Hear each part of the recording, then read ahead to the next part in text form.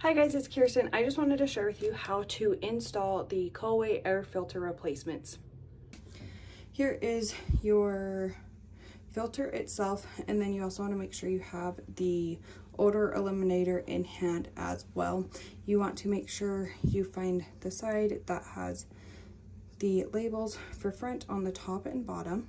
And in order to replace the filter, you're going to want to pull the front off, and you just pull it out like that. So this is what it looks like without a filter. So you just put this in that way and push it in, okay? So that's what it looks like.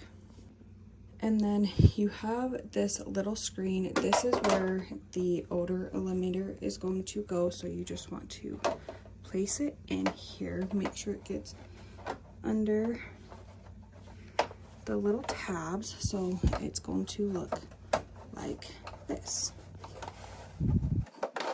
once it's installed. Okay, this is what it looks like once it is all the way in. So you want to make sure these little tabs are up top, and then you're going to take these little tabs and just line them up on there and then push it in.